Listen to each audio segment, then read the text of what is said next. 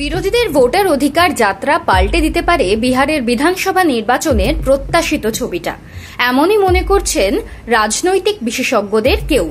25টি জেলার 110টি বিধানসভা এলাকায় যাত্রা সেরে লাভ হয়েছে। সাধারণ মানুষের মধ্যে ভোটার অধিকার যাত্রা সাড়া ফেলেছে, মিলছে এমনই রিপোর্ট। শোনা যাচ্ছে আরও এক প্রস্ত জনসংযোগ যাত্রায় বেরোবে বিরোধীরা। আরজেডি নেতা তেজস্বী যাদব যেমন একদিকে ঘর গোছাতে ব্যস্ত, অন্যদিকে বাম দলগুলো আসন সংখ্যা বাড়াতে মরিয়া। পাটনায় শুরু হয়েছে সিপিআই এর বিহার রাজ্য সম্মেলন। সিপিআই দাবি তুলেছে গতবারের তুলনায় এবারের আসন সংখ্যা বাড়াতে হবে। সিপিআইএমও চাপ বাড়াতে পারে, তবে বাম দলগুলির মধ্যে বিহারের ভোটে সবচেয়ে বেশি প্রভাব তৈরি করতে পারে সিপিআইএমএল লিবারেশন।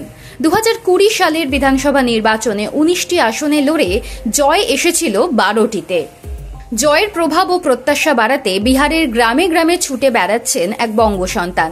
জনসংযোগ থেকে স্ট্র্যাটেজি, জেতা আসনগুলো তো বটেই, যে কেন্দ্রকে টার্গেট করা হয়েছে সেখানকার নিত্য সমস্যা, মানুষের অধিকারের কথা তুলে ধরা এবং সমাজ বদলের ডাক সবই একা হাতে সামলাচ্ছেন দীপঙ্কর ভট্টাচার্য। তাঁর হাত ধরেই কি বিহারের ভোটে সিপিআইএমএল এর স্বপ্ন পূরণ হবে? বাংলার মতোই বিহারও একসময় বামেদের শক্ত ঘাঁটি ছিল, ধীরে ধীরে সুদিন গিয়েছে চলে। সেখান থেকে আবার গত নির্বাচনে আশ্চর্য প্রত্যাবর্তন হয়েছিল বামেদের। 2020 সালে কেউই হিসেবে রাখেনি বাম দলগুলোকে।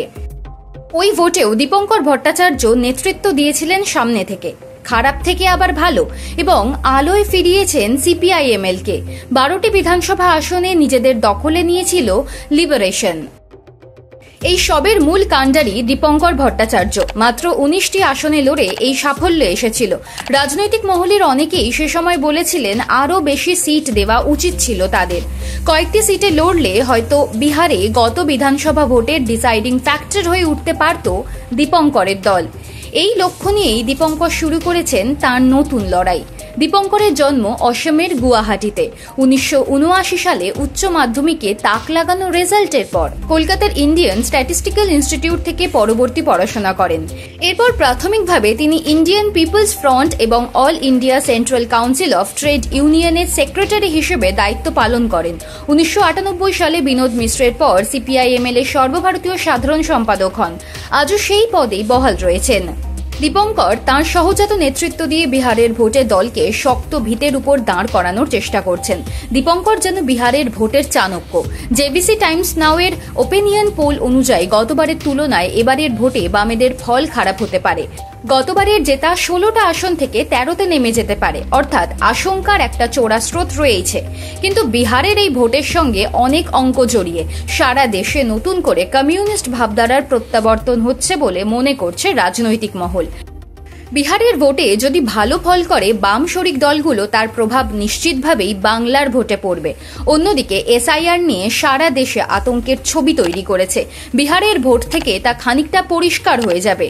বিহারের পরেই যেহেতু বাংলার ভোট, ফলে বিহারের ভোটের দিকে তাকিয়ে বাংলার রাজনৈতিক দলগুলো তাদের স্ট্র্যাটেজি তৈরি করতে পারবে।